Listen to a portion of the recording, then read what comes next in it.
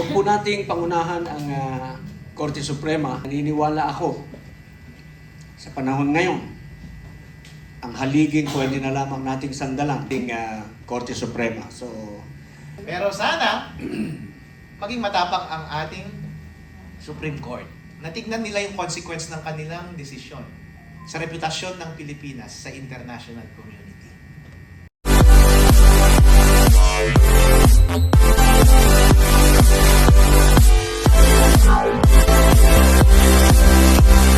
Sagot na nila eh. Sa inyong tingin, posible ba ang concurrence ni Justice Leonen ang siyang maging foundation ng eventual majority ruling sa aming case, sir? Attorney Garcia muna. Like I said, huwag po nating pangunahan ang Korte Suprema. Let us not second guess them because I am sure magugulat tayo dahil hindi natin alam kung saan patungo ang kanilang pag-iisip because these are 15 great minds working together. No? So, kaya lang po natin. And then, let's put our faith in them because naniniwala ako sa panahon ngayon, ang haliging pwede na lamang nating sandalan maliban sa mga vloggers na katulad ninyo.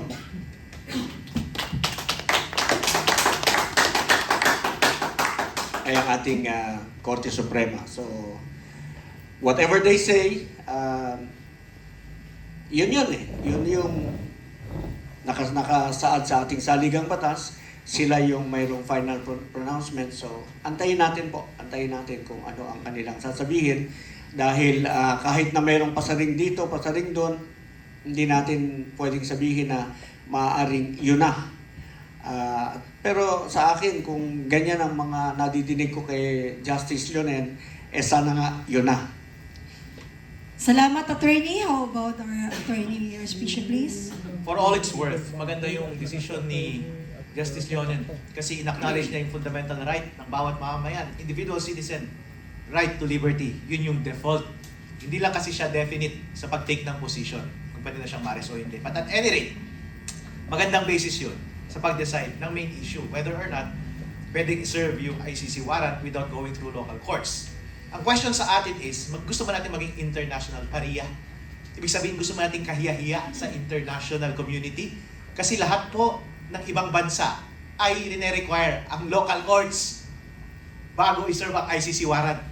Required yan sa United Kingdom. Required sa South Africa.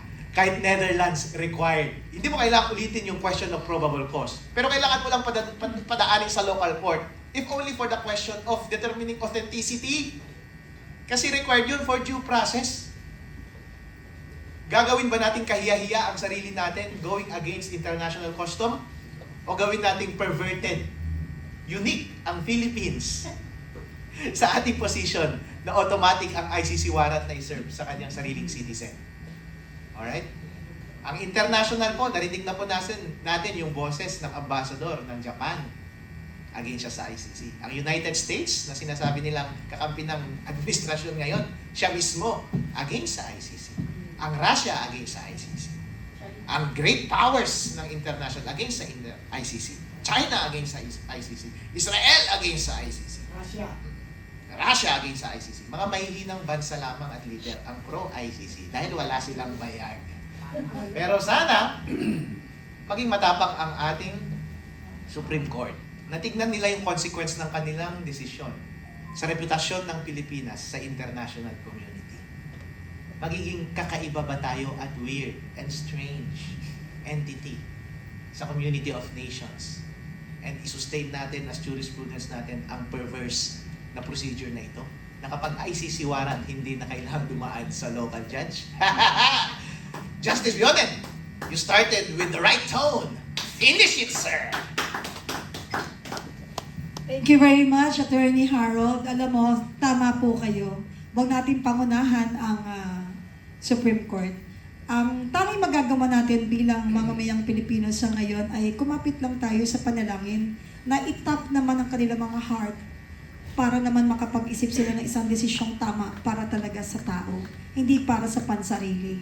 And also, ito po nangyayari sa ating bansa is an eye-opener po sa lahat. Kaya naman, lahat po ng ibang bansa na talagang malalaking bansa, nanindigan. At sino pa yung parang kumakampi sa karapatan ng Pilipino na huwag natin bayaan na mangyari ito? Dahil sa totoo lang, I think meron talagang reason kung bakit nangyari ito sa dati po nating Pangulo, yung kinidnap. Kinidnap. Kasi hindi naman to dumaan sa due process. Sinakay siya sa pribadong jet or airplane. Pagkatapos nandun na. Yun yung dapat hindi bayaang mangyari muli ng paulit-ulit. Doon mo sasabihin kung ano-ano yung mga kaso niya. Hindi mo pa nga dinaan sa korte sa Pilipinas. Hindi po ko maalam. Pero dahil po sa pakikinig sa mga maaalam, kahit papaano po bilang Pilipino, nalalaman ko na kahit pala kilala ka, kahit may authority ka before, hindi nila kayang kilalanin yung respeto na dapat ibigay mo sa dating presidente. Hindi mo bibigyan ng pagkakataong magpahayag ng kanya pong side, kung ano pa talaga yung kanya nalabag. Dito natin pagtalunan na talagang kapag talagang meron talaga silang jurisdiction sa ating bansa, dalhin. Hindi yung dinala muna bago mo ginisa. At ngayon, ang purpose ng Diyos ngayon, nagtagumpay ka sa una, pero lumalabas ang katotohanan, palalim ng palalim. At yung pala talaga, yung dapat talagang mangyari na nakikita natin, may Diyos. Andyan din si Allah. Nagsanib-pwersa na po sila. Kaya pagandaan natin ang pagdating ng tag-ulan. Ayan na po, lalabas na naman. Kasi ayaw niya pang magsabi eh.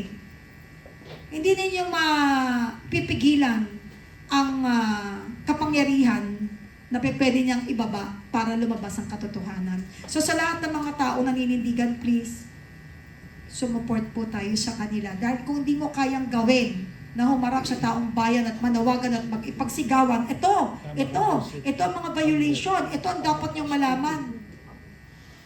Kailangan po, tahimik tayo, manalangin na lang po tayo para lumabas talaga ang tunay na hustisya na kinauuhawan ng bansang Pilipinas. And now for the next segment 4, ibigay po natin muli ang floor kay Attorney Yvette Contacto. Salamat po.